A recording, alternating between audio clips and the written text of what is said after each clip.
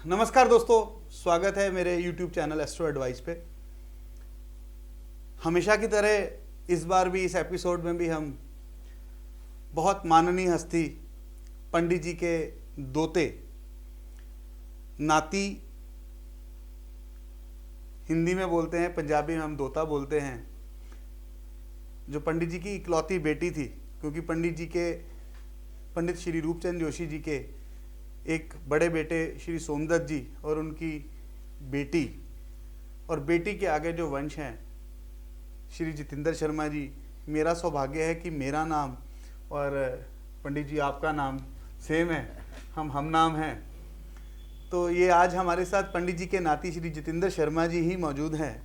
पंडित जी के साथ इनके बिताए हुए पल आज हम लोग साझा करेंगे। उससे पहले श्री जितेंद्र जी, मैं आपको अपनी इस एस्ट्रो टीम की तरफ से स्वागत करना चाहूँगा।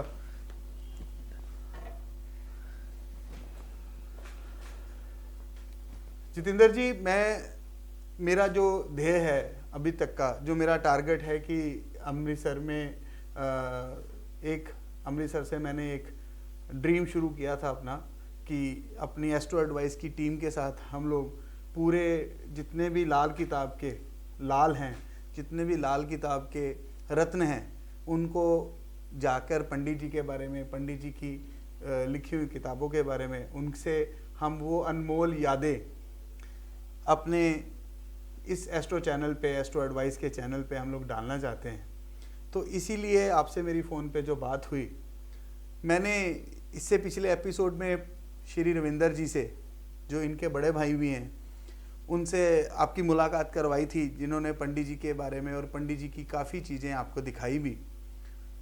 हमारा आज का लक्ष्य जितेंद्र जी के साथ पंडित जी के गांव तक आपकी यादों को लेके जाना है। आपको पंडित जी की गांव के अंदर पंडित जी कहाँ बैठते थे, कैसे बैठते थे, उनके घर, उनका सबका हम लोग दर्शन करवाने की कोशिश करेंगे। उससे पहले मैं स्वागत करता हूँ जितेंद्र जी आपका। मैं ये चाहूँगा कि इस चैनल के माध्यम से मेरे श्रोताओं को आप ऐसी वो चीज़ें जो आपके नाना जी पंडित रूपचंद जोशी जी, क्योंकि वो तो दुनिया की धरोहर थे, आज तक ऐसी विलक्षण प्रतिभा दुनिया में कम ही देखने को मिलती है। हमारे लिए तो एक मसीहा थे, जिन्होंने लाल किताब के माध्यम से ज्योतिष जगत को एक ऐसी अनमोल धरोहर दी जो आने वाली सदियों तक रहेगी। तो मैं ये चाहूँगा कि एक तो आपको तो इसका बहुत फ़ख्र होगा कि आप इस परिवार में आपका जन्म हुआ। मैं चाहूँगा कि आप अपने नाना जी की हर वो याद हमारे साथ शेयर करें, और ये भी आपसे विनती करूँगा कि अगले कुछ एपिसोड्स तक आप हमारे साथ बने रहें। तो बात करते हैं जी जितेंद्र जी से। पहले तो मैं आप सभी का बहुत धन्यवाद करता हूँ कि आप लोगों ने हमें इस लायक समझा कि मैं कुछ पंडित जी के बारे कोई बातें बता सकूं जी। तो सबसे पहले पंडित जी के जो पिताजी थे वो रेवेन्यू डिपार्टमेंट में पटवारी थे उस समय जी। तो वो इकलौती संतान थे पंडित रूपचंद जोशी। तो जब वो बड़े हुए तो शुरू से ही वो कहते ब्रिलियंट स्टूडेंट थे अपने टाइम में। जी जी। तो उनको हिंदी, उर्दू और इंग्लिश में उनकी कमांड थी जी उस समय जी। तो वो लोगों को पढ़ाते भी थे जी। बच्चों को पढ़ाया उन्होंने पहले भी जी। तो जब फिर वो बड़े हो गए, थोड़े से शादी हो गई जी। शादी होने के बाद जब मेरी मदर बोलती हैं ऐसे, जब वो बड़े हो गए तो उनकी शादी हो गई। उसके बाद कुछ साल उनके भगवान ने कोई संतान नहीं दी। तो जब संतान दी तो उनके घर में 7 बच्चे पैदा हुए। ये आप अपने नाना जी के पिताजी की बात कर रहे हैं? नहीं, नाना जी की बात कर रहे हैं। नाना जी के पिताजी की तो ये वो अकेले ही थे। जी जी जी जी। पंडित रूपचंद जोशी मतलब अपने माँ बाप की इकलौती संतान थे। जी जी जी। तो उनके आगे 7 बच्चे पैदा हुए। उनमें से 4 शायद मम्मी मेरी बोलती थी, मेरी बहनें थी, 3 भाई थे, कुछ ऐसा था, पता नहीं 4 बहनें थी कि 4, ऐसी इसमें कुछ गड़बड़ है। मुझे याद नहीं, अब तो माता जी की डेथ हो गई। मैं पंडित जी, मैं जितेंद्र जी, मैं इस यहाँ पे ही मैं चाहूँगा कि मेरी एस्ट्रो एडवाइस की टीम इस बात के बीच में ही एक ऐसी तस्वीर मैं आपको दिखाना चाहूँगा जिसमें जब इनके माताजी इस वक्त इस दुनिया में थे तो मैं जितेंद्र जी को मिलने गया था। तो जितेंद्र जी, रविंदर जी और मेरे साथ वर्मा जी, हम लोग सब इकट्ठे थे और उनका आशीर्वाद हम लेने गए थे। तो मैं अपनी टीम को ये बोलूँगा कि मेरी इस बातचीत के बीच में वो तस्वीर आपके साथ साझा करें जिसमें उनके माताजी के दर्शन भी दुनिया को हो कि ये जो पंडित जी की बिटिया थी, मैं उनकी तस्वीर आपके सामने ज़रूर प्रस्तुत करना चाहूँगा।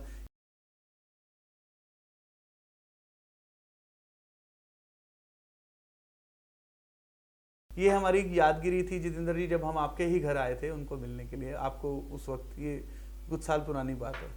हाँ, अब आप कुछ बात कर रहे थे। फिर उसके बाद ना जो बच्चे थे उनके, उस मतलब 7 बच्चे थे, वो जब कोई किताब वो लिखते तो साथ में कोई न कोई घर में मातम जरूर हो जाता था जी। तो ये किताब सारी इसी तरह कुर्बानी दे के मिली हुई किताब है। तो पंडित जी ने जितना भी ज्ञान लोगों को दिया तो उसके साथ घर का कोई ना कोई आदमी भी जरूर गया। तो ये बहुत रहस्यमय बात है। ये बात जितेंद्र जी, मैंने ऐसा नहीं है कि आपसे, आप जो पंडित जी के आपके भाई हैं जो दूसरे इकबाल जी, उनसे भी मैंने ये चीज़ पूछी थी। उन्होंने भी ये सच बताया कि पंडित जी के बच्चे जो हैं उन्होंने एक एक बच्चे की कुर्बानी दी है, तब जाकर दुनिया को ये लाल किताब मिली। तो ये कुर्बानी से लिखी गई किताब है। बिल्कुल ऐसा ही हुआ। तो फिर ये 7 में से वो 5 तो धीरे धीरे जैसे जैसे किताबें आती गई जाते रहे सभी। तो उनमें से 2 जिनकी मतलब एक मेरी माता जी और एक मेरे मामा जी, ये दोनों ही मतलब अब मेरी मदर की तो डेथ हो गई 2-2.5 साल पहले, और मामा जी अभी भगवान उनको और लंबी उम्र दे, तंदुरुस्त रहें। तो अभी भी वो ये लाल किताब के शोध कार्यों में लगे रहते हैं मामा जी। तो उनके बेटे भी हैं और हम 4 भाई हैं। उनमें एक मेरी बहन है और मामा जी के 3 लड़कियां 3 लड़के। ये सभी अभी तक भी लाल किताब का जो इतिहास है, जो बातें हैं, किताबें हैं, संभाल के रखी हुई हैं। और पंडित जी ने ये 5 किताबें तो दुनिया को अपने जीते जी दी। और जब लास्ट किताब का भी एक जिक्र है, जो वो जब उनकी डेथ हुई है उसके पहले, ये इसको उन्होंने काली किताब नाम दिया था, वो पब्लिश होने के लिए भेजी थी। तो उस समय उनकी डेथ हो गई थी, वो किताब वापस ले ली गई थी उस समय जी। तो वो अभी भी मेरे मामा जी के पास, मतलब उन्होंने उसको रखा हुआ है। वो मतलब कभी ना कभी वो मार्केट में आएगी। ये बहुत बड़ी रहस्य वाली बात नहीं है। तो लोग अक्सर कहते हैं अभी पंडित जी की सिर्फ 5 किताबें हैं। 5 किताबें तो 1952 तक थी, उसके बाद भी किताबें उन्होंने वो लिखते ही रहे। जब 82 में उनकी डेथ होती है तो उसके पहले तक वो लिखते रहे उन्होंने। बहुत बड़ी बात। हाँ, वो मतलब ज्ञान नया नया भगवान उनको देता रहा, वो आगे आगे लोगों को देते रहे। तो ऐसे बहुत कुछ किया उन्होंने। आपकी उस वक्त कितनी उम्र थी जब नाना जी के पास आप लोग जाते थे? आपने हम कितनी तो उम्र शुरू तक से वहीं रहे। आपने आखिर जब पंडित जी इस दुनिया से गए तो आपकी उस वक्त कितनी? मेरी उम्र उस समय 14 साल थी। अच्छा, तो भी आपको पूरा इसका पूरा पंडित जी का आशीर्वाद मिला पूरा। तो डांट भी पड़ती हो? डांट भी पड़ती थी, वैसे मुझे कम ही डांटा उन्होंने ऐसे। तो जब मैं छोटा था तो एक बार की बात है, तो मेरी मदर को उन्होंने बोला, ये क्या बात है, तू इससे प्यार नहीं करती, तू ये सिर्फ ये काले रंग का करके ये तेरी सेवा करेगा। काले रंग मतलब आपका रंग सांवला था इसलिए? सांवला था। तो अक्सर वो मुझे मेरे दादाजी के नाम पे, मेरे दादाजी का नाम मथुरा दास गोपाल था, तो वो अक्सर मुझे मथुरा दास कह के बुलाते थे। जी। उन्होंने कभी मेरा नाम नहीं लिया। दोस्तों भी मैंने बुलाना, पिछली एपिसोड में शायद आपसे ये बात बोली भी थी कि जब वर्मा जी के साथ हमारा एपिसोड था कि पंडित जी अक्सर अपनी ये बात याद रखते थे कि जो आत्माएं हैं वही घूम के हमारे परिवार में वापस आती हैं। तो देखिए दोस्तों, ये क्या ज्ञान था उनका कि उन्होंने अपने जो नाती है उनको, उनमें उनके दादाजी की आत्मा वो देखते थे। और ऐसा नहीं है कि वो देखते थे, उनको ये ब्रह्म ज्ञान था जिसके बारे में ये अध्यात्म और ऐसी अद्वैत विद्याएं किसी मसीहा से कम उनका अवतार नहीं था। हम उनको एक अवतारी पुरुष मानते हैं, ये तो सारी दुनिया जानती है कि वो एक अवतारी पुरुष थे, क्योंकि जिस तरह की घटनाएं उनके बारे में सुनने को मिलती हैं आज भी दुनिया अचरज करती है ऐसी चीज़ों पे। पर फिर भी मैं आपसे ये ज़रूर जानना चाहूँगा कि ऐसी और भी कई रोचक बातें हैं, ये तो बहुत बड़ी बात है, ये तो पूरी दुनिया के लिए, मुझे आपसे पहले इस बार में आपके साथ, मेरा परिवार के साथ रहने की वजह से इस बात का ज्ञान है, लेकिन शायद दुनिया के लिए ये नई बात है, क्योंकि आज तक दुनिया सिर्फ लाल किताब के नाम से ही पंडित रूपचंद जोशी जी को जानती हैं। लेकिन आज पंडित जी के ही परिवार के सदस्य के द्वारा जो ये बात बोली गई कि पंडित जी की आखिरी जो समय था उस समय तक 1982 तक पंडित जी कई और किताबें लिख चुके थे, क्योंकि जैसे श्री जितेंद्र जी ने बताया कि उनकी हर किताब एक कुर्बानी लेती रही है। तो ये शायद जो जज्बा पंडित जी के पास था कुर्बानी देने का, हो सकता है कि आगे चलकर उनका परिवार इस चीज़ से डर गया। मैं समझता हूँ ये चीज़ जितेंद्र जी, इसमें मैं शायद यही एक वजह है कि उसके बाद वो किताबें दोबारा पंडित जी के बाद उन्होंने दुनिया को नहीं दिखाई। ये पंडित जी की धरोहर है, जब ईश्वर की इच्छा होगी वो हमें सबको उनका वो प्रसाद जरूर मिलेगा, लेकिन ये रहस्य तब तक के लिए रहस्य ही रहेगा।